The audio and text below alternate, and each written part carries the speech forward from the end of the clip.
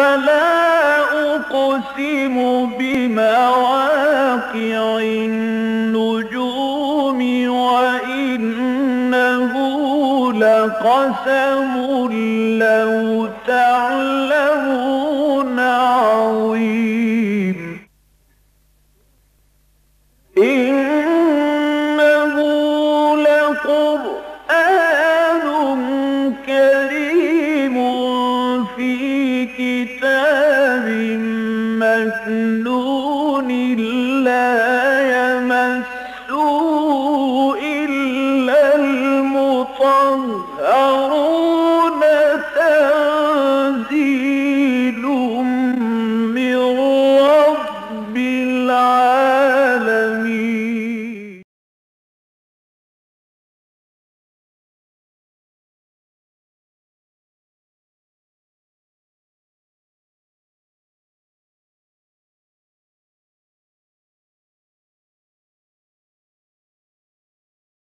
أعوذ بالله من الشيطان الرجيم. بسم الله الرحمن الرحيم. يا أيها النبي اتق الله ولا تطع الكافرين والمنافقين إن الله كان عليما حكيما. واتبع ما يوحى إليك من ربك إن الله كان بما تعملون خبيرا. وتوكل على الله وكفى بالله وكيلا. ما جعل الله لرجل من قلبين في جوفه وما جعل أزواجكم اللائي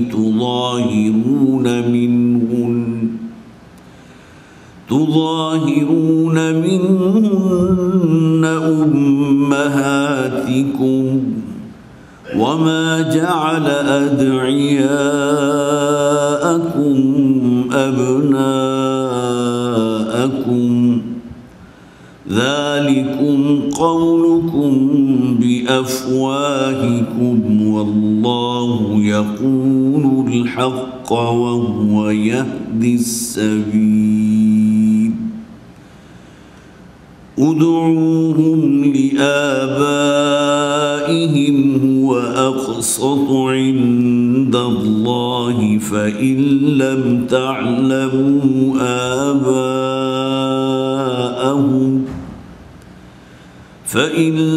تعلموا آباءهم فإخوانكم في الدين ومواليكم وليس عليكم جناح فيما أخطأتم به ولكن ما تعمدت قلوبكم وكان الله غفورا رحيما. النبي أولى بالمؤمنين من أنفسهم وأزواجه أمهاتهم وأولو الأرحام بعضهم أولى ببعض في كتاب الله من المؤمنين والمهاجرين إلا أن تفعلوا إلى أولياؤكم معروفا كان ذلك في الكتاب مسطورا. صدق الله العظيم. رب اشرح لي صدري ويسر لي أمري واحلل عقدة من لساني يفقه قولي. اللهم ألهمنا رشدنا وأعذنا من شرور أنفسنا.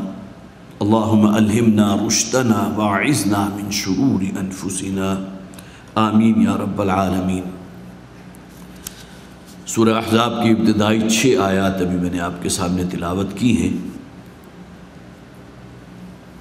صرف ذہن میں تازہ کر لیجئے کہ اس وقت جس مقام پر ہم ہیں 21واں پارہ ہے، سورت کا نمبر 23 ہے۔ اس سے پہلے جو صورتیں ہم پڑھ چکے ہیں مکی اور مدنی صورتوں کی تقسیم، اب اس کے بارے میں مزید تفصیل میں عرض نہیں کروں گا، لیکن صرف اس گروپ کے بارے میں نوٹ کر لیجئے کہ یہ 8 مکی صورتیں تھیں جو سورہ فرقان سے شروع ہو کر سورہ الف لام میم سجدہ تک ختم ہوئی۔ 8 مکی صورتیں اور صرف ایک مدنی صورت ہے سورہ احزاب۔ اس سے پہلے جو گروپ ہم نے پڑھا تھا اس میں 11 مکی صورتیں اور صرف ایک صورت مدنی تھی سورہ نور۔ اس گروپ کا خاص طور پر جو ایک امتیازی معاملہ ہے اس کو نوٹ کر لیجئے کہ اس میں جو مکی صورتیں ہیں وہ ابتدائی دور کی ہیں، جبکہ مسلمانوں کے لیے عرصہ حیات بالکل تنگ کیا جا چکا تھا، شدید ترین پرسیکیوشن ہو رہی تھی، اور ان مکی صورتوں کے ساتھ جو ایک مدنی صورت اللہ تعالیٰ نے شامل کی ہے، اس لیے کہ یہ ترتیب جو قرآن حکیم کی صورتوں کی ہے من جانب اللہ ہے۔ یہ نبی اکرم صلی اللہ علیہ وسلم نے اپنی کوئی آزاد مرضی سے ترتیب قائم نہیں کی تھی کہ فلاں صورت کے بعد فلاں صورت ہوگی یا اس سے پہلے فلاں صورت ہوگی، یا اتنی صورتیں مکمل جو ہیں وہ ساری کی ساری مکی ہوں گی پھر ایک مدنی ہوگی۔ اللہ کی ترتیب ہے۔ اس قرآن حکیم کو اللہ تعالیٰ نے اپنے رسول صلی اللہ علیہ وسلم پر جو نازل کیا تو آیات اور صورتوں کی شکل میں تھا، اور حضور کی جو مدنی زندگی کا جو آخری رمضان تھا اس کے بارے میں یہ بات متفق علیہ ہے کہ حضرت جبرائیل علیہ السلام نے 2 مرتبہ پورے قرآن حکیم کا اعادہ کروایا تھا حضور کو، اور اس سال حضور نے اعتکاف 10 دن کا نہیں کیا تھا، 20 دن کا اعتکاف کیا تھا۔ وہ خاص طور پر اس اعتبار سے اب چونکہ حضور کا اس دنیا سے وصال قریب تھا، لہذا قرآن حکیم جو اصل شکل ہے، جو صورتوں کی ترتیب ہے، جو آیات کی ترتیب ہے، جو صورتوں میں خاص طور پر ایک دوسرے کے بعد یا گروپس کی شکل میں، یہ اللہ تعالیٰ کی اپنی حکمت ہے، اپنی تدبیر ہے۔ تو اس گروپ کی جو مکی صورتیں ہیں وہ اس دور سے متعلق ہیں جو ابتدائی دور تھا جبکہ عرصہ حیات تنگ کیا جا چکا تھا، اور اللہ تعالیٰ نے جو مدنی صورت ان 8 مکی صورتوں کے ساتھ شامل فرمائی ہے وہ ایک ٹرننگ پوائنٹ بن گیا۔ اور غزوہ احزاب جیسا کہ سورہ مبارکہ کے نام سے ظاہر ہے، احزاب حزب کہتے ہیں ایک گروہ کو، احزاب گروہ کی جمع، بہت سے گروہ۔ جس غزوے کو ہم غزوہ خندق کے نام سے جانتے ہیں وہ غزوہ احزاب ہے، جبکہ اس وقت کی جو معلوم عرب دنیا تھی اس میں اکثر و بیشتر مشرق سے بھی اور مغرب سے بھی اور شمال سے بھی اور جنوب سے بھی بنو غطفان کے جو ہیں وہ قبائل وہ بھی چلے آ رہے ہیں، بنو ثقیف بھی چلے آ رہے ہیں، اور سب کے سب مجتمع ہو گئے تھے اس شمع توحید کو گل کرنے کے لیے۔ اور اس موقع پر پھر نبی اکرم صلی اللہ علیہ وسلم نے فرمایا تھا کہ لن تغزوکم قریش بعد عامکم ھذا، اے میرے ساتھیو اب قریش آج کے سال کے بعد کبھی مدینہ پر حملہ کرنے کی جرات نہیں کریں گے۔ اس کے بہت سے اسباب تھے، انشاءاللہ ہم جب وہ آیات پڑھیں گے جہاں غزوہ احزاب کا تفصیل سے ذکر ہے تو یہ باتیں سامنے آ جائیں گی۔ تو خاص طور پر یہ حکمت، یہ ٹرننگ پوائنٹ بن گیا جس میں حضور نے بھی کہہ دیا کہ آج کے بعد قریش کو ہمت نہیں ہوگی کہ تم پر حملہ کر سکے، اور اس کے بعد اقدام ہوا تو نبی اکرم صلی اللہ علیہ وسلم کی طرف سے ہوا، جس کے نتیجے میں صلح حدیبیہ وجود میں آئی تھی۔ حضور کو خواب میں آپ نے دیکھا کہ کافی بڑی تعداد جو ہے صحابہ کرام کی ہے، اور آپ جو ہے ان کے جلوں میں جا رہے ہیں عمرے کے لیے۔ یہ الگ بات ہے کہ عمرہ نہیں ہو سکتا، لیکن یہ کہ قرآن حکیم نے اس صلح حدیبیہ میں جو شے مرتب کر لی گئی تھی ان شقات کی شکل میں، جو صلح کی جو مختلف شقیں تھیں، قرآن حکیم نے تو انہیں انا فتحنا لک فتحا مبینہ قرار دیا کہ یہ تو فتح مبین ہے جو اللہ تعالیٰ نے اے نبی صلی اللہ علیہ وسلم آپ کو عطا فرمائی تھی۔ تو یہ خاص طور پر چوتھا گروپ جو ختم ہو رہا ہے، یہ چوتھا گروپ ہے جس میں سورہ فرقان سے سورہ سجدہ تک یہ 8 مکی صورتیں اور ایک صورت ہے سورہ احزاب مدنی، اور یہ سورہ جیسے ہی مکمل ہوگی تو مکی اور مدنی صورتوں کا چوتھا گروپ جو ہے وہ اپنی تکمیل تک پہنچے گا۔ چند باتیں تو صرف اس خیال سے کہ جس مقام پر اس وقت ہم ہیں تو کم سے کم یہ کہ ہمیں یہ معلوم ہو کہ ہم مکی اور مدنی صورتوں، یہ مکی دنیا اور مدنی دنیا یا مکی جنت اور مدنی جنت والد محترم رحمۃ اللہ علیہ عام طور پر کہا کرتے تھے کہ مکی صورتیں پڑھتے ہوئے آپ اپنے آپ کو مکی جنت میں تصور کرتے ہیں۔ وہ تمام حالات، اللہ کا تبصرہ، اللہ کے کمنٹس، مسلمانوں کو خاص طور پر صبر کی تلقین، صبر پر انتہائی زور، حضور سے واحد کے صیغے میں وصبر، اے نبی صلی اللہ علیہ وسلم آپ صبر کیجئے۔ اور پھر مدنی زندگی جو ہے وہ مدنی جنت ہے مدنی صورتوں کی، کہ جس میں گویا کہ آپ اس جنت کی سیر کر رہے ہیں جہاں اللہ تعالیٰ نے مسلمانوں کو مختلف غزوات میں فتح بھی عطا فرمائی، اور ایک پوری کمیونٹی مسلمان معاشرہ جو ہے امت مسلمہ ایک وجود میں آ چکی ہے۔ تو یہ وہ مکی اور مدنی صورتوں کا چوتھا گروپ انشاءاللہ یہاں سورہ احزاب پر ختم ہوگا۔ اب آئیے اس سورہ مبارکہ کا نام جو ہے سورہ احزاب، جیسا کہ میں نے عرض کیا حزب کی جمع احزاب ہے، اور یہ سورہ مبارکہ کی آیت نمبر 20 ہے کہ جہاں غزوہ احزاب کا ذکر کرتے ہوئے یحسبون الاحزاب لم یذهبوا، کہ وہ جب تمام لوگ آ گئے تھے اور مختلف قبائل یک بارگی وہ شمع توحید جو روشن تھی مدینہ کی بستی میں اسے گل کرنے کے درپے تھے، تو وہ جتنی بھی جماعتیں آئی تھیں ان کے لیے یحسبون الاحزاب لم یذهبوا، وہ جتنے بھی گروہ آئے تھے ان کا یہ خیال تھا کہ یہ معلوم ہوتا ہے کہ ابھی معاملہ اسی طرح ہے، اللہ تعالیٰ کی طرف سے وہ معاملہ نہیں ہوا کہ شدید آندھی چلی ہے اور پھر ان کی خیموں کے اندر آگ لگ گئی ہے، گھوڑوں کی سموتوں کے تلے آ کر بہت سے لوگ جو ہیں وہ ہلاک ہو گئے،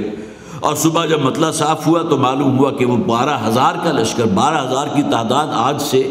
1,500 برس قبل بہت بڑی تعداد تھی، اور کہیں قریش اور مکہ اور جتنے بھی حلیف قبائل تھے ان کے دل میں کہیں گمان تک نہیں تھا کہ ہم ناکام لوٹیں گے، لیکن ہر شے جو ہے اللہ کے اختیار میں ہوتی ہے۔ اللہ تعالیٰ نے جو غیبی تائید اور مدد فرمائی ہے، نصرت فرمائی ہے، تو اگلے دن جو دیکھا تو پورا میدان صاف تھا، وہ لوگ جو محاصرہ کیے ہوئے پڑے تھے، وہ خاص طور پر جو خندق کھودی گئی تھی اور اس کے ایک طرف جو ہے یہ 12,000 کا لشکر ان مشرکین کا اور کفار کا موجود تھا، سب کے سب غائب ہو چکے تھے۔ اس کا زمانہ نزول، اس میں 3 واقعات بہت اہم آئے ہیں۔ ویسے تو اکثر و بیشتر جو بھی ہم نے صورتیں پڑھی ہیں زمانہ نزول تقریباً متعین ہے کہ مکی دور کا ابتدائی حصہ ہے، یا یہ کہ بالکل درمیانی وسط کا حصہ ہے، یا یہ کہ اب ہجرت کی جو ہے اس کے لیے گویا کہ زمین تیار ہو رہی ہے، بیعت عقبہ اولیٰ ہو گئی، بیعت عقبہ ثانیہ ہو گئی، 12 افراد آئے ہیں حضور کے ہاتھ پر بیعت کر کے گئے ہیں مدینہ، پھر اگلے سال 72 افراد آ گئے اور نبی اکرم صلی اللہ علیہ وسلم کے ہاتھ پر بیعت کی ہے۔ تو یہ تمام چیزیں ہیں جو تمہیدی نوعیت کی تھی، گویا کہ ٹھنڈی ہوا ہے جو حضور کو آ رہی ہے، اور وہ مدینہ طیبہ جس کا اس وقت تک نام جو تھا وہ یثرب تھا، وہ گویا کہ منتظر ہے نبی اکرم صلی اللہ علیہ وسلم کے استقبال کے لیے۔ تو یہ صورتوں کا زمانہ نزول اکثر و بیشتر آیات کے حوالے سے متعین ہو جاتا ہے۔ اس سورہ مبارکہ میں خاص طور پر جو 3 واقعات آئے ہیں، اور زمانی اعتبار سے معلوم ہے کہ وہ واقعات کب ہوئے۔ غزوہ احزاب ذی قعدہ سن 5 ہجری، پھر حضرت زینب رضی اللہ تعالی عنہ، ان کا بہت بڑا ایک معاملہ کہ حضور کے ساتھ جو نکاح ہوا ان کا، اور جب وہ آیات ہم پڑھیں گے جس میں خاص طور پر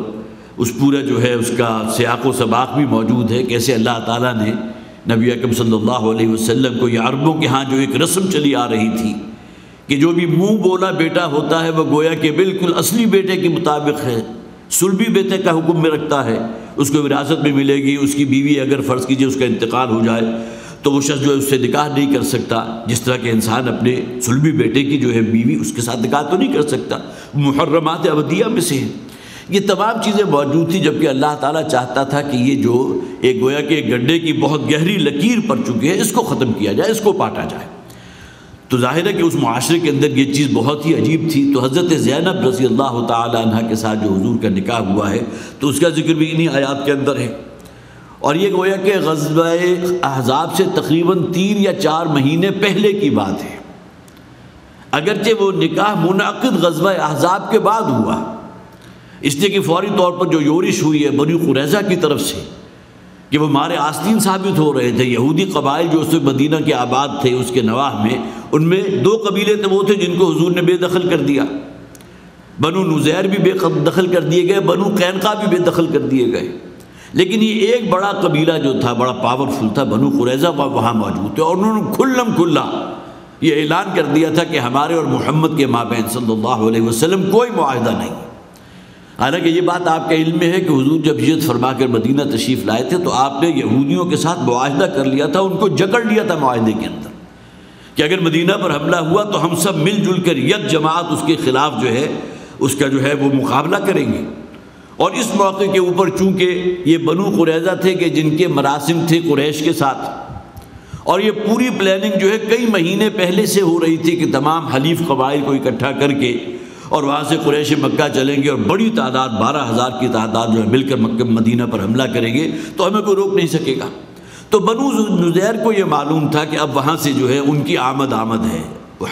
حلیف قبائلوں کو بھی جمع کر رہے ہیں، اور پھر یہ کہ جیسے ہی وہ پہنچیں گے تو ہم ان کے دست و بازو بن جائیں گے۔ تو لہٰذا ان کی آمد سے پہلے ہی انہوں نے اعلان کر دیا کہ ہمارا اور محمد کا صلی اللہ علیہ وسلم اس کے درمیان کوئی معاہدہ نہیں۔ اب یہ اعلان بغاوت تھی، حضور نے اس کی سرکوبی کی، ایک جماعت بھی بھیجی ہے۔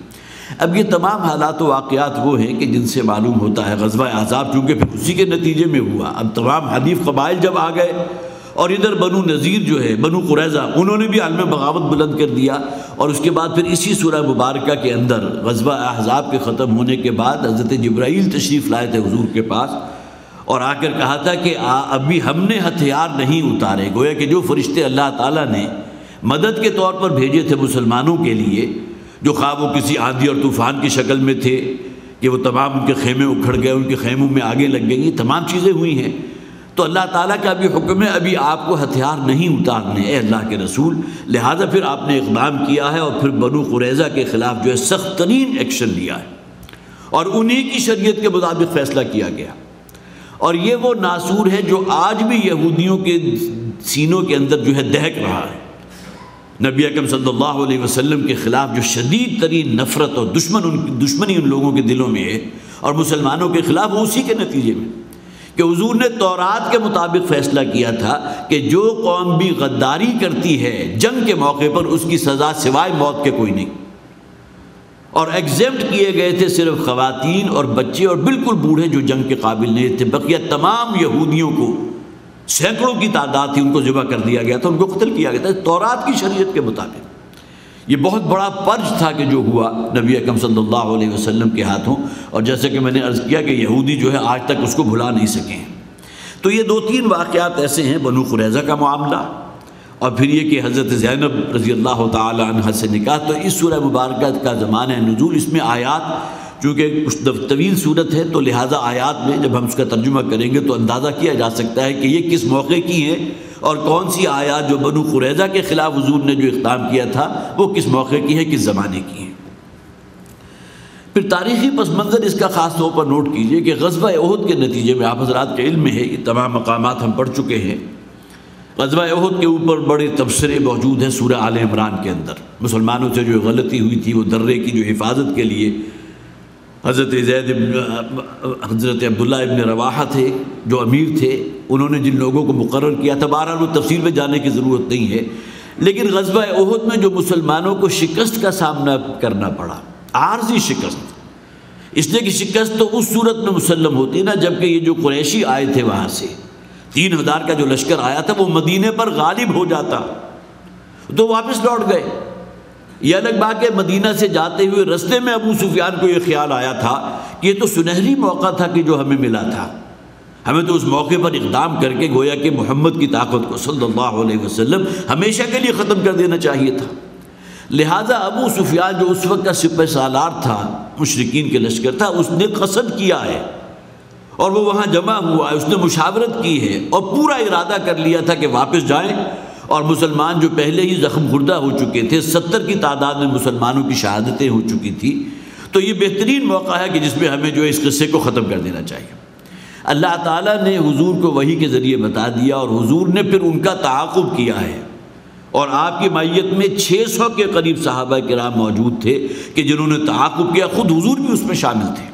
حالانکہ آپ بھی زخمی تھے اور صحابہ کرام میں سے بھی کتنے اور ہوں گے کہ جو شدید زخمی تھے، لیکن یہ کہ آپ نے تعاقب کیا۔ اب جیسے ہی ابو سفیان کو معلوم ہوا کہ تو ہمارا تعاقب ہو رہا ہے اور معلوم ہوتا ہے مدینہ سے کوئی کمک جو ہے اور پہنچ چکی ہے، اب ہماری خیر نہیں، لہٰذا وہ وہاں سے پھر دم دبا کر بھاگ گیا۔ یہ پوری تفصیل ہے، جن حضرات کو بھی سیرت النبی سے دلچسپی ہے، انہیں غزوات سے دلچسپی ہے، اس کا جا کر مطالعہ کریں تو سامنے آ جائیں گی وہ باتیں۔ اور سورہ آل عمران کی جو آیات ہم نے پڑھی تھی اس میں خاص طور پر اس ایونٹ کا ذکر بھی ہے جبکہ وہ لوگ جا کر ابو سفیان نے قصد کیا تھا دوبارہ حملہ کرنے کا، اور نبی اکرم صلی اللہ علیہ وسلم نے اپنے ساتھیوں کو ان کے تعاقب کے لیے روانہ کیا تھا۔ غزوہ احد کے بعد جو مسلمانوں کی ایک ہوا اکھڑ گئی تھی، جو عارضی شکست مسلمانوں کو جس ایک اعتبار سے جو شکست کا سامنا کرنا پڑا تھا، اس کا نتیجہ یہ نکلا کہ مدینہ اور اس کے گرد و نواح کے بہت سی بستیاں ایسی تھیں جنہوں نے سر اٹھایا۔ کہاں معاملہ غزوہ بدر کا تھا کہ اللہ تعالیٰ نے فتح عظیم عطا فرمائی تھی مسلمانوں کو، چند ہی ساعتوں کے اندر کایا کلپ ہو گئی، لیکن غزوہ احد میں چونکہ ایک معاملہ جو ہے کچھ کی درجے میں شکست کا ہو گیا تھا، لہذا مختلف یورشیں ہوئی ہیں، اور غزوہ احزاب تک کی کئی فوجی مہمات ہیں جو نبی اکرم صلی اللہ علیہ وسلم نے جو ہے ان لوگوں کی سرکوبی کے لیے روانہ کی ہیں۔ اسی میں دیکھیے خاص طور پر جو ذہن ہوتا ہے کسی کو نقصان پہنچانے کے لیے، اس کا ایک بہت ہی بڑا عمدہ ایک مظہر یہ سامنے آیا ان لوگوں کی طرف سے، مشرکین کی طرف سے، کہ ان میں سے ایک وفد تھا جو مختلف قبائل وہاں موجود تھے، بنو غطفان کے بھی تھے، ان کے مل جل کر ایک وفد بنایا اور حضور کے پاس آئے کہ ہم سمجھنا چاہتے ہیں دین اسلام کو اور اس قرآن کو، تو آپ ہمارے ساتھ کچھ ایسے نوجوان کر دیں کہ جو ہمیں جا کر قرآن سکھائیں، قرآن پڑھائیں، ہمیں دین کی تعلیمات سے روشناس کریں۔ تو نبی اکرم صلی اللہ علیہ وسلم نے مدینہ کے 70 نوجوان ان کے حوالے کیے۔ اب دیکھیے یہاں بھی خاص طور پر فوری طور پر میرے ذہن میں یہ بات آئی ہے کہ نبی اکرم صلی اللہ علیہ وسلم کو اگر علم غیب حاصل ہوتا، حالانکہ یہ غیب کوئی بہت دور کی بات نہیں تھی، چند ہی دنوں کے بعد وہ واقعہ ہو گیا، علم غیب اگر حاصل ہوتا کہ یہ 70 کے 70 جو ہے بیر معونہ کے قریب لے جا کر ان کو شہید کر دیا جائے گا، تو آپ اپنے ساتھیوں کو ہرگز روانہ نہ کرتے۔ لیکن یہ کہ حضور نے ان کے کہنے پر ان کو گویا کہ دلی طور پر یہ یقین رکھتے ہوئے کہ شاید یہ اپنی بہتری کے لیے یہ بات کہہ رہے ہیں، ان کے ساتھ روانہ کر دیا، اور وہ جب پہنچے ہیں طائف اور اس کے درمیان میں کسی علاقے پر، اور وہاں جا کر بیر معونہ اس کا نام سیرت کی کتابوں میں آتا ہے، وہاں انہوں نے جو ہے وہ جتنے بھی لوگ تھے، یہ 70 کی تعداد بھی بہت تھی، لیکن یہ کہ انہوں نے اپنے اور کچھ حلیف قبائل کو اپنے ساتھ ملایا اور ان 70 کے 70 کو شہید کر دیا۔ اس کا نتیجہ یہ نکلا کہ پھر نبی اکرم صلی اللہ علیہ وسلم نے ان کی سرکوبی کے لیے جو ہے ان کے تعاقب میں لوگ روانہ کیے۔ یہ تمام پیریڈ جو ہے وہ غزوہ احد اور غزوہ احزاب کے درمیان، گویا کہ تقریباً کو 2-2.5 سال کا یہ عرصہ ہے کہ جس میں حضور نے یہ اقدامات کیے ہیں، اور انہی حالات کے اندر جو ہے پھر وہ غزوہ احزاب ہو رہا ہے، جس کا ذکر ہم بڑی تفصیل سے آگے پڑھیں گے۔ اب آئیے کہ اس سورت کا باقاعدہ ہم مطالعہ شروع کرتے ہیں۔ فرمایا یا ایھا النبی اتق اللہ ولا تطع الکافرین والمنافقین۔ یہاں بھی پس منظر میں خاص طور پر نوٹ کیجئے، حضرت زینب رضی اللہ تعالی عنہا جو حضور کی پھوپھی ذات بہن تھی، یہ حضرت زید ابن حارثہ کے نکاح میں تھی۔ حضرت زید ابن حارثہ کون ہیں؟ حضرت خدیجہ کے غلام تھے، بالکل بچپنے کی عمر تھی کہ جب کہ یہ غلام بنا کر جو ہے وہ مدینہ لائے اور مکے لائے گئے، اور حضرت خدیجہ رضی اللہ تعالی عنہا نے انہیں خرید لیا۔ بہت ہی صالح اور بہت سلیم الفطرت نوجوان، اور نوجوانی کا وہ پیریڈ تھا جب کہ نبی اکرم صلی اللہ علیہ وسلم کے ساتھ حضرت خدیجہ کا نکاح ہوا۔ تو حضرت خدیجہ نے اس زید ابن حارثہ جو غلام تھے ان کو حضور کو ہبہ کر دیا۔ تو نبی اکرم صلی اللہ علیہ وسلم کی انہوں نے خدمت کی، اور پھر حضور نے ان کو آزاد کر دیا۔ اس کا نتیجہ کیا نکلا کہ ان کے اپنے سگے جو فیملی کے لوگ تھے، ان کے والدین آئے ان کو لینے کے لیے، اور یہ آن ریکارڈ ہے تاریخ کی کتابوں میں، سیرت کی کتابوں میں آپ کو یہ واقعہ مل جائے گا کہ حضرت زید ابن حارثہ رضی اللہ تعالی عنہ نے اپنے حقیقی والدین کے ساتھ جانے سے انکار کر دیا، اور یہ کہا کہ جو پیار اور جو محبت مجھے محمد رسول اللہ صلی اللہ علیہ وسلم سے ملی ہے وہ آپ سے بھی نہیں مل سکتی۔ اور وہ پھر واپس دوڑ کے، ظاہر ہے کہ اس وقت بالغ ہو چکے تھے، انہیں اپنی اس بات کی جو ہے وہ پورا اختیار حاصل تھا، انہوں نے اپنے والدین کے ساتھ جانے سے انکار کر دیا۔ اب حضرت زید بن حارثہ اگرچہ چونکہ غلام تھے، لہٰذا غلامی کا ایک داغ آپ کہہ لیجئے وہ ان کے ساتھ لگا ہوا تھا۔ حضرت زینب جو حضور کی سگی پھوپھی ذات بہن تھی، بنو ہاشم میں سے تھی، وہ بڑا عزت دار قبیلہ تھا، تو نبی اکرم صلی اللہ علیہ وسلم کو یہ خواہش ہوئی کہ اپنی اس پھوپھی ذات بہن کا نکاح حضرت زید کے ساتھ کر دیں، جو اگرچہ غلام تھے لیکن حضور نے آزاد کر دیے۔ آزاد تو ہیں لیکن غلامی کا ایک داغ اور توق جو ہے وہ تو موجود تھا۔ ظاہر ہے کسی شخص کو آزاد کر دیا جائے تو اس کے معنی کیا ہے کہ ایک دور اس پر ایسا گزرا ہے کہ جب کہ یہ حالت غلامی میں تھی۔ تو حضرت زینب رضی اللہ تعالی عنہ جو ہے اس سے کچھ انکار کیا، لیکن یہ کہ بہرحال قرآن اسی سورہ مبارکہ کے اندر وہ آیت بھی موجود ہے۔ یہ گویا کہ اللہ تعالیٰ کی طرف سے ایک حکم تھا کہ جو حضور کو دیا گیا، اور اس میں دونوں ہی چیزیں مطلوب تھیں۔ ایک تو یہ کہ اللہ تعالیٰ کے حکم سے اگر حضور نے صلی اللہ علیہ وسلم حضرت زید کو آزاد کیا ہے تو اب وہ ایک باقاعدہ آزاد انسان ہیں، اور ان کا نکاح ایک آزاد عورت سے کیا جانا چاہیے۔ اگرچہ وہ آزاد عورت اور ان غلام حضرت زید بن حارثہ کے درمیان فرق مراتب بہت تھا، یہ ایک عزت والی فیملی سے تعلق رکھتی تھی یہ خاتون، اور حضرت زید بن حارثہ جو ہے وہ غلامی کا داغ لیے ہوئے تھے۔ بہرحال وہ نکاح ہو گیا۔ حضرت زینب رضی اللہ تعالیٰ عنہ نے جب کہا، حضور سے کچھ تھوڑی سی جو ہے آرگو کیا، اور حضور نے کہا یہ اللہ کا حکم ہے، تو انہوں نے سر تسلیم خم کر دیا، نکاح کا ہو گیا۔ لیکن اس کے بعد ان شوہر اور بیوی کے درمیان آپس میں ایک جو ہے ناچاتی شروع ہو گئی، مزاج میں ہم آہنگی نہیں تھی،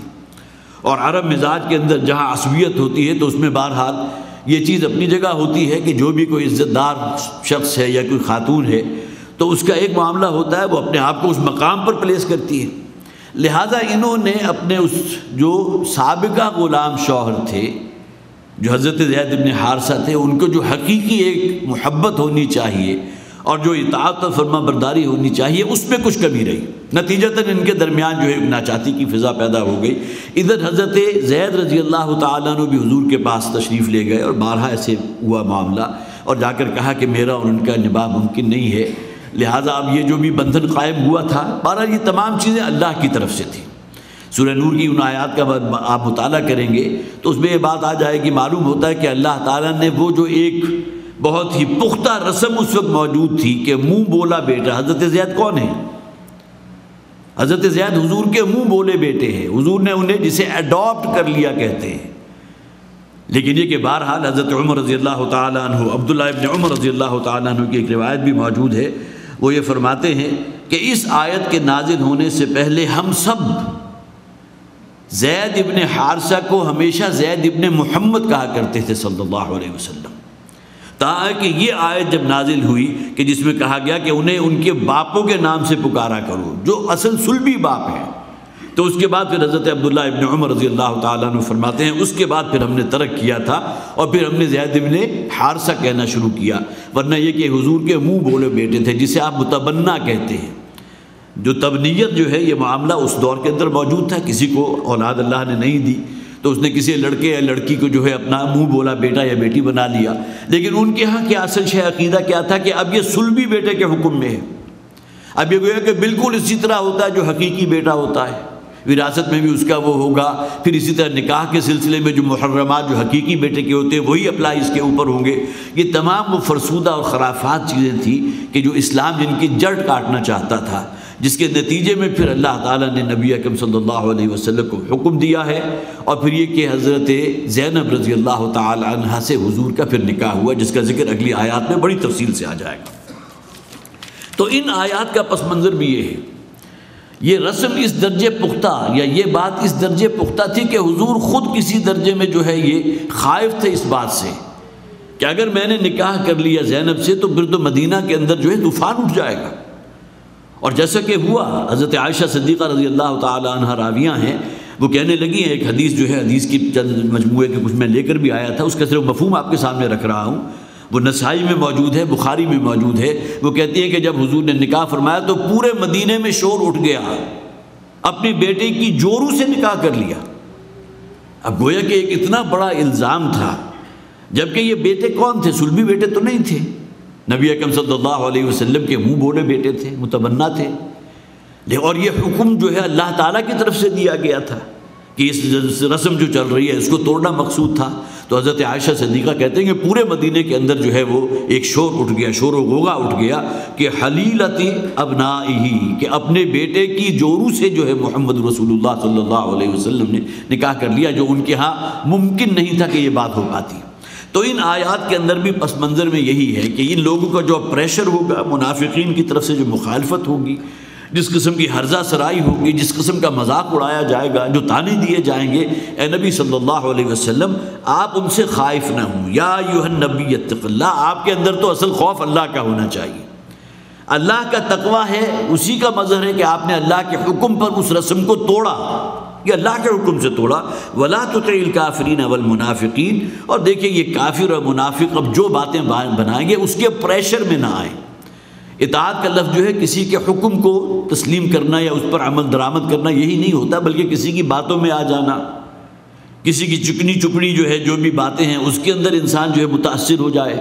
یا کسی کے پریشر میں آ جائے، یہ تمام چیزیں اطاعت کے لفظ میں آتی ہیں۔ تو وَلَا تُطِعِ الْكَافِرِينَ، حضور کے لیے تو ممکن نہیں تھا کہ کافروں کی اطاعت کرتے،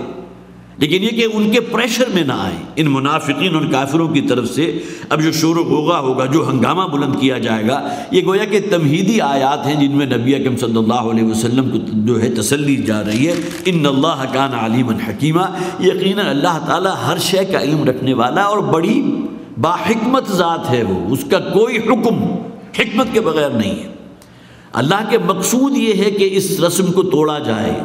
یہ جو چلی آ رہی ہے جس کی کوئی حیثیت نہیں ہے، جس کا دین میں کوئی مقام نہیں ہے، لہذا اللہ تعالیٰ خوب جاننے والا ہے اور بڑی حکمت والا ہے۔ یہ اسی کا حکم ہے کہ جس پر عمل کا حضور کو حکم دیا گیا۔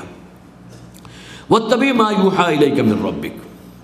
ایک عمومی مفہوم بھی ہے اے نبی صلی اللہ علیہ وسلم اور آپ کی وساطت سے تمام مسلمان،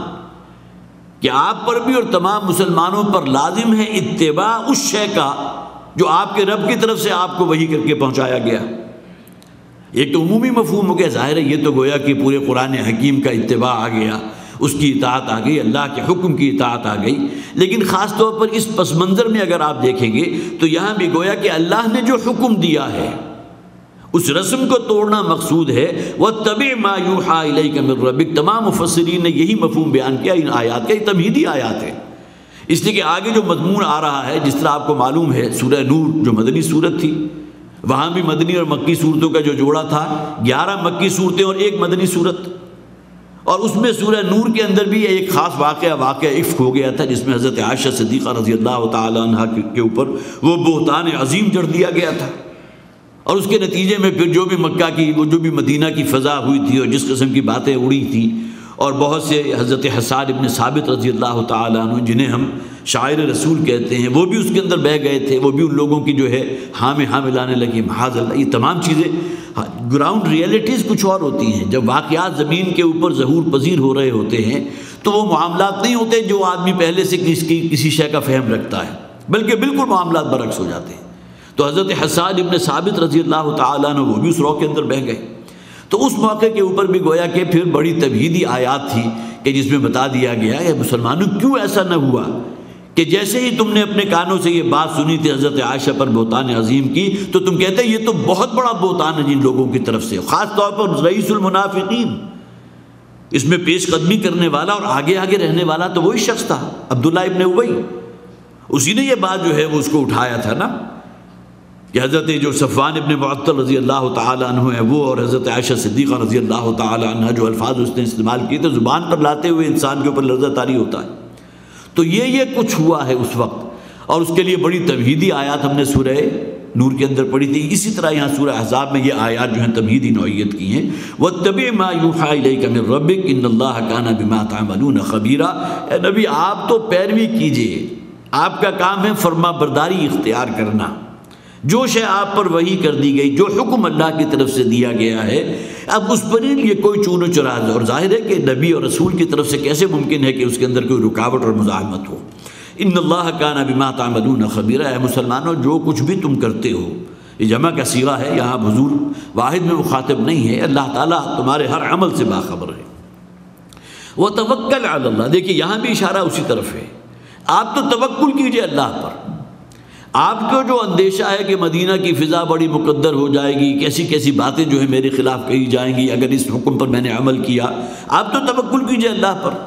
وکفیٰ باللہ وکیلا، اور آپ کو تو معلوم ہے اللہ تعالیٰ ہے بہترین کارساز۔ بظاہر کوئی سامنے اسباب موجود نہیں ہے، لیکن یہ کہ اللہ تعالیٰ انہی میں سے مسبب الاسباب تو وہ ذات ہے نا، کسی شے کو پائے تکمیل تک پہنچانے کے لیے اسباب کا فراہم کیا جانا وہ بھی تو من جانب اللہ ہے، وہ بھی اللہ کی طرف سے ہوتا ہے۔ وتوکل علی اللہ، تو آپ بھروسہ رکھیے، آپ توکل کیجئے اللہ کی ذات پر۔ وکفیٰ باللہ وکیلا، اور اللہ ہی ہے اصل کارساز، کام بنانے والا۔ اب آئیے آگے ان آیات کی طرف۔ ما جعل اللہ لرجل من قلبین فی جوفہ، اللہ تعالیٰ نے کسی شخص کے سینے میں دو دل نہیں رکھے۔ یہ بھی ایک گویا کہ تمہیدی بات کہی جا رہی ہے، اور آگے بات سامنے آ جائے گی کہ ایک شخص ہے اس کا باپ صرف ایک ہی ہوگا، دو باپ نہیں ہو سکتے، جس کے صلب سے وہ ہے۔ اسی طرح اگر ماں ہے تو ماں صرف وہی شمار ہوگی کہ جس نے اس کو جنا ہے۔ کہنے کو امہات المومنین، ازواج مطہرات جو ہیں تمام مسلمانوں کی مائیں ہیں، لیکن یہ ماں ہونا عقیدت کے اعتبار سے، ادب کے اعتبار سے، احترام کے اعتبار سے، ورنہ تمام صحابہ کرام کے لیے حکم تھا کہ نہیں کہ اگر امہات المومنین سے تمہیں کوئی شے طلب کرنی ہے تو پردے کے پیچھے اوٹ سے بات کیا کرو ان سے، ورنہ اگر واقعتاً حقیقی ماں کے حکم میں ہوتی تو کیسے ممکن تھا کہ یہ حکم ہوتا؟ پھر تو تمام صحابہ کہتے ہیں یہ تو ہماری ماؤں کے درجے میں، ہمارا اور ان کے درمیان کوئی حجاب ہونا ہی نہیں چاہیے، کوئی پردہ نہیں ہونا چاہیے۔ تو یہ بات خاص طور پر ذہن میں رکھیے کہ گویا کہ آگے تمہید میں چونکہ اس کا ذکر بھی آ رہا ہے امہات المومنین کا، آگے انہی آیات کے اندر ذکر آ جائے گا، لیکن یہ کہ بہرحال ماں صرف وہی ہوتی ہے جس نے جنا ہو۔ اور یہی ایک بڑی فرسودہ رسم اس وقت موجود تھی جسے زہار کے نام سے، قرآن میں بھی اس کا ذکر ہے، احادیث میں بھی تفصیلاً ذکر موجود ہے۔ حضرت خولہ بنت ثعلبہ رضی اللہ تعالی عنہ، یہ مدینہ کی ایک رہنے والی خاتون تھی جن کی جو ہے وہ شادی ہو گئی تھی حضرت حاطب ابن ابی بلتہ یا کوئی اور نام ہے ان کا، اور پھر یہ کہ ان دونوں کے درمیان کہیں کوئی جھگڑا ہوا تو حضرت حاطب ان کے شوہر نے، ثعلبہ ابن حاطب ان کا نام تھا، ثعلبہ نے جو ہے اپنی بیوی حضرت خولہ سے کہہ دیا کہ آج کے بعد سے تم میرے لیے میری ماں کے درجے میں ہو۔ اس سے عرب اصطلاح میں زہار کہتے تھے، زہر کہتے ہیں پیٹھ کو، تو گویا کہ انسان جو ہے وہ کوئی پیٹھ، وہ بھی ایک ہوتا ہے انسان کے نسب کا، نسب جو ہے وہ بھی پیٹھ سے چلتا ہے، تو کسی اپنی بیوی کو یہ کہہ دینا کہ تم میری ماں کی پیٹھ کی طرح ہو، گویا کہ تم اب میرے لیے محترم ہو، بالکل اسی طرح جس طرح کوئی ماں جو ہے اسی کے حکم میں تم آ جاؤ گے، اسے زہار کہتے ہیں۔ سورہ مجادلہ کے اندر وہ پورا جو ہے واقعہ جس میں وہ آئی تھی، قد سمع اللہ قول التی تجادلک فی زوجہا وتشتکی الی اللہ، حضرت خولہ جو ہیں وہ آؤ فواں کرتے ہوئے حضور پر آئیں کہ میرے شوہر جو ہے ثعلبہ نے میرے ساتھ وہ کہہ دیا ہے کہ تم میرے آئندہ سے میری ماں کے درجے میں ہو، جبکہ معاملہ اس کے اندر اگر کوئی شخص یہ کہہ دے تو اس کا کفارہ کیا ہو، اور پھر یہ کہ کس قدر بڑی بات ہے کہ جو اس نے کہی اپنی زبان سے، ورنہ آپ کو معلوم ہے اگر طلاق دے دیے، طلاق رجعی میں تو ویسے بھی رجعت ہو سکتی ہے، طلاق مغلظ جو ہے تب بھی امکان رہتا ہے، لیکن یہاں تو گویا کہ اپنی بیوی کو اپنی ماں قرار دینے کے بعد ہمیشہ کے لیے اس کے ساتھ ایک تعلق ختم ہو گیا۔ اب کیا شے ہوگی کہ جو میاں اور بیوی کے اس رشتے کو دوبارہ قائم کرے گی؟ سورہ مجادلہ کی ابتدائی آیات کے اندر بڑی تفصیل سے ذکر موجود ہے۔ تو ماں تو وہی ہوتی ہے کہ جس نے جنا ہوتا ہے، جیسا کہ ان آیات کے اندر بھی آ جائے گا۔ اسی طرح کا معاملہ حضرت زید کا ہے کہ زید کے والد تو وہی ہیں جن کا نام حارثہ تھا، زید ابن حارثہ رضی اللہ تعالیٰ عنہ۔ باقی نبی اکرم صلی اللہ علیہ وسلم نے اگر انہیں اپنا متبنہ قرار دیا ہے، بولا بیٹا قرار دیا ہے، تو اس صورت میں یہ نہیں ہے کہ حضرت زید پر وہی احکام ہوں گے کہ جو صلبی بیٹے کے ہوتے ہیں۔ یہ اصل میں پس منظر میں ہے، اور اسی کے پس منظر میں اگلی آیات کے اندر آیت نمبر 36 میں اس کے بعد وہ سلسلہ بھی آ جائے گا جس میں حضرت زید نے جب اپنی زوجہ حضرت زینب رضی اللہ تعالی عنہ کو جب طلاق دی ہے تو نبی اکرم صلی اللہ علیہ وسلم نے اللہ کے حکم سے نکاح کیا، اور جیسا کہ میں نے ابتدا میں عرض کیا تھا کہ اس رسم کو توڑنا مقصود تھا، اور بظاہر یہ نبی اکرم صلی اللہ علیہ وسلم کے لیے بھی، اس لیے کہ جو اب شور و غوغا مدینہ میں ہونے والا ہے اور جس قسم کی باتیں اور جو خرافات کہی جائیں گی حضور کے بارے میں کہ اپنے بیٹے کی بیوی سے نکاح کر لیا، تو ان تمام چیزوں کے بارے میں جیسا کہ میں نے عرض کیا ابتدائی 3 آیات کے اندر ایک تسلی دے دی گئی، آپ توکل کیجیے اللہ پر، یہ اللہ کا حکم ہے، آپ کے ذمے تو یہ ہے کہ اللہ کے حکم کی فرما برداری اختیار کرنا۔ ما جعل اللہ لرجل من قلبین فی جوفہ، اللہ تعالیٰ نے کسی بھی شخص کے جوف، اصل میں جوف ہم عام طور پہ جوف شکم کہتے ہیں پیٹ کو، لیکن ہماری اس باڈی کے بھی 2 حصے ہیں، ایک جسے ہم صدر کہتے ہیں، سینہ، یہ بھی جوف ہے جس کے اندر ہمارا دل بھی ہے اور پھیپھڑے بھی ہیں، 2 بڑے آرگنز یہاں موجود ہیں سینے کے اندر، اور اس کے بعد ایک اس کا جس طرح طاق کی شکل ہوتی ہے، ڈائفرام اس کا بیس ہے، اس کے بعد پھر جوف شروع ہوتا ہے، جوف شکم، اس میں تمام کے تمام ہمارے معدہ بھی، انٹسٹائنز بھی آ گئے، کڈنیز بھی آ گئے، لیور اور یہ تمام چیزیں جو ہے دوسرے حصے میں ہیں۔ تو کسی شخص کے سینے میں اللہ تعالیٰ نے 2 دل نہیں رکھے، اگرچہ ابن کثیر نے یہاں ایک بات یہ بھی کہی ہے کہ مدینہ کا رہنے والا ایک شخص تھا منافق، وہ کہتا تھا کہ میرے سینے کے اندر 2 دل ہیں۔ اب ظاہر ایکس رے مشین یا الٹرا ساؤنڈ تو نہیں تھے کہ انسان کچھ کہہ سکتا، تو انہوں نے کہا کہ اس آیت کے اندر اصل میں اس کی طرف بھی اشارہ ہے کہ جو اس کا دعوے دار تھا کہ میرے سینے میں اللہ نے 2 دل رکھے ہیں، گویا کہ میں عام انسانوں سے کہیں بڑھ کر ہوں، میرے اندر اللہ نے عقل اور حکمت اور دانائی جو ہے زیادہ رکھی ہے، ایک دل نہیں ہے بلکہ دو دل ہیں۔ واللہ اعلم۔ وما جعل ازواجکم اللہ تظاہرون منہن امہاتکم، اور اللہ تعالیٰ نے تمہاری ان بیویوں کو جن کو تم نے زہار کے ذریعے اپنی ماں بنا دیا، تمہاری ماں نہیں بنایا۔ وہ کیسے ماں بن سکتی ہے؟ ماں تو وہی ہے جیسے کہ سورہ مجادلہ میں آ جائے کہ جس نے تمہیں جنا ہے۔ بیوی کے بارے میں یہ کہہ دینا آئندہ سے تم میرے لیے میری ماں کے درجے میں ہو، یہ بہت بڑا گناہ ہے، یہ زہار ہے۔ اور اس کے بارے میں جو ہے بہرحال احادیث کے اندر بھی موجود ہیں کہ ان کے لیے بڑے سخت الفاظ ہیں جو شخص بھی یہ کام کرتا ہے۔ اور پھر اس کو جب کفارہ ادا کیا گیا سورہ مجادلہ میں جو آیا ہے نا، یا تو غلام کو آزاد کرے یا یہ کہ 2 مہینے کے مسلسل پے در پے روزے رکھے۔ اب یہ چیزیں جو ہے تمام کی تمام معلوم ہوتا ہے کہ وہ بہت بڑی بات ہے جو اس نے کہی کہ آئندہ سے تم میرے لیے میری ماں کے مساوی ہو۔ تظاہرون منہن امہاتکم، جن کے ساتھ تم اپنے زہار کرتے ہو اپنی بیویوں کے ساتھ، وہ تمہاری مائیں نہیں بن جاتی۔ وما جعل ادعیاءکم ابناءکم، اور نہ ہی اللہ تعالیٰ نے تمہارے پکارے جانے والے جو بیٹے ہیں جنہیں تم اپنا بیٹا کہتے ہو۔ دیکھیے ایک انسان کا کسی دوسرے کو بیٹا کہہ دینا، بعض اوقات اپنے ہم عمر انسان کو بھی کوئی بزرگ جو ہے بیٹا کہہ دیتا ہے، لیکن اس کے اندر ایک اپنائیت ہوتی ہے، محبت ہوتی ہے، بیٹا یہ کام نہ کرو، اگرچہ وہ بیٹا نہیں ہے لیکن وہ صرف ایک محبت میں وہ الفاظ زبان پر آ گئے۔ لیکن یہ کہ ان لوگوں کے ہاں چونکہ یہ ایک باقاعدہ یہ شے مسلم تھی کہ جو بھی لے پالک ہوگا، جسے بھی اڈاپٹ کیا جائے گا، خواہ وہ بیٹا ہو یا بیٹی ہو، اس کا حکم بعین ہی وہی ہوگا جو سلبی بیٹے یا بٹی بیٹی کا ہوتا ہے۔ تو وما جعل ادعیاءکم ابناءکم، اللہ تعالیٰ نے تمہارے لے پالک بیٹوں کو تمہارا اصل بیٹا تو نہیں بنایا، تمہارا بیٹا تو وہی ہوگا جو تمہاری صلب سے۔ اور اسی ضمن میں احادیث بھی موجود ہیں بخاری میں، اور پھر یہ کہ حضرت ابو ذر رضی اللہ تعالیٰ عنہ اس کے راوی ہیں، کتاب المناقب کے اندر موجود ہے کہ جس شخص نے بھی اپنا صلب تبدیل کر لیا، گویا کہ اپنے آپ کو اپنے حقیقی باپ کی بجائے کسی اور کی طرف منسوب کر دیا، خواب ذہنی طور پر مرعوب ہو کر کہا، فرض کیجئے کہ اس کا باپ جو ہے وہ دیوانہ ہے، یا یہ کہ فرض کیجئے کہ بہت ہی مفلس ہے، قلاش ہے، اب اس شخص کو کچھ دنیاوی حیثیت حاصل ہو گئی،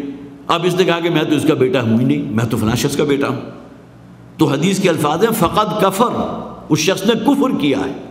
اور ایک اور حدیث میں موجود ہے کہ یہ شخص جہنم میں جھونک دیا جائے گا جو اپنا نسب تبدیل کر لیتا ہے،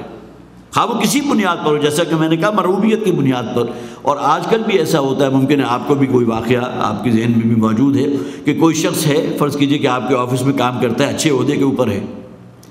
اب ایک صاحب بوڑھے سے انہیں ملنے کے لیے آئے، دھوتی پہنی ہوئی ہے، میلے کچیلے کپڑے ہیں، بال بھی بکھرے ہوئے ہیں، تھا اس کا حقیقی والد۔